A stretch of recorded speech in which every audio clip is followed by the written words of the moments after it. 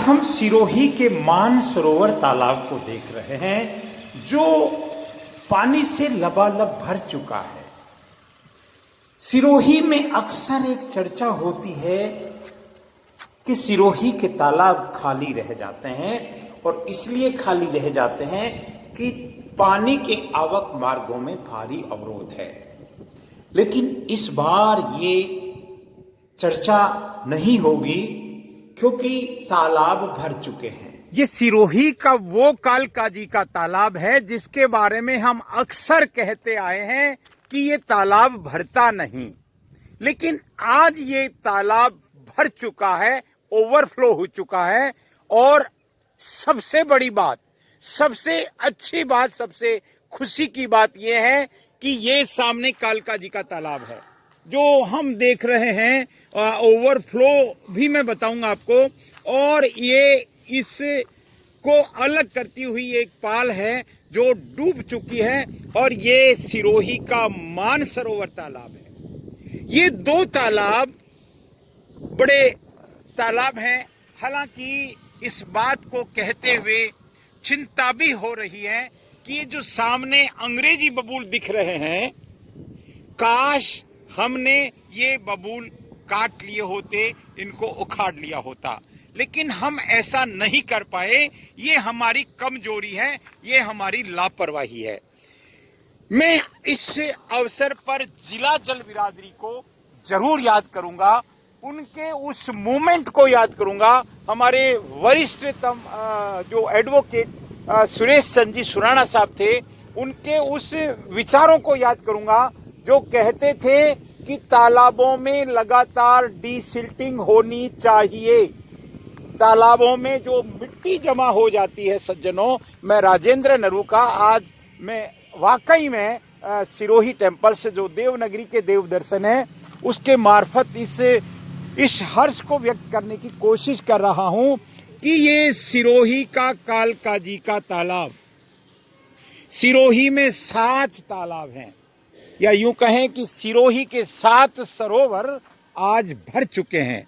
और आने वाला समय सिरोही के लिए बहुत खूबसूरत होगा, बहुत सुख देने वाला होगा।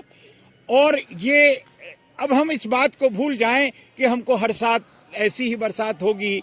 हमको जब भी साल 2 साल 3 साल में अच्छी बरसात हो, प्रभु की कृपा से, इंद्रदेव की मेहरबानी से, उस वक्त हम पानी को, इस अमृत को सहेज लें। ये जल संरक्षण का सिद्धांत भी है। ये देखिए, ये कालकाजी का तालाब है जो आपको दिखाई दे रहा है। ये सामने एक अशोक वाटिका दिखाई दे रही है जो यहाँ के जो जल ही जीवन है व्हाट्सएप ग्रुप में भी बहुत प्रयास किया था। ये जिला जल बिरादरी का एक खूबसूरत प्रयास था, लेकिन वो बहुत छोटा प्रयास था क्योंकि एक मूवमेंट जो बनना चाहिए था, जगत का मूवमेंट, समाज का मूवमेंट, शहर का मूवमेंट या सरकार का मूवमेंट, वो नहीं बन पाया। लेकिन आने वाले समय में मेरा निवेदन है सिरोही के जनप्रतिनिधियों से, सिरोही के सामाजिक संगठनों से और सिरोही के उन लोगों से भी जो अकारण ही डीसिल्टिंग का विरोध करते हैं, डीसिल्टिंग के विरोध में खड़े हो जाते हैं, उनसे निवेदन है। क्योंकि अब आप ये देख सकते हैं, हमने हमारे बर्तनों की कभी सफाई नहीं की। अब आप देख सकते हैं कि ये बबूल साफ हो गए होते, लेकिन कौन करेगा? करना तो हमको है, करना तो समाज को है, करना तो सरकार को है, करना तो हमारी सरकारों को है, क्योंकि जल संसाधन विभाग को करना है और विभाग अगर चाहे तो समाज का सहयोग ले सकती है। मैं आज बार बार इस कालकाजी के तालाब को दिखाने का विनम्र प्रयास कर रहा हूं, लेकिन एक आनंद के देखिए, ये सामने सिरणवा की तलैटी है, सिरणवा की पहाड़ियां हैं और जहां तक हमारी आपकी नजर जाएगी वहां तक ये पहाड़ियां दिखाई दे रही है। लेकिन कुछ कम अक्ल लोगों में एक भाव पैदा हो जाते हैं कि पानी तो साहब रुका हुआ है। अरे भाटा रुका हुआ है पानी तो किसी के रोकने से रुका भी नहीं, आज तक नहीं रुका। और आज ये प्रत्यक्ष उदाहरण है साहब, देख लीजिए। ये इधर मानसरोवर तालाब है जो ठेठ वहां से भाटकड़ा चौराहे से शुरू होता है, बीच में बीच का भी तालाब है, लाखेरा तालाब भी भरा हुआ है।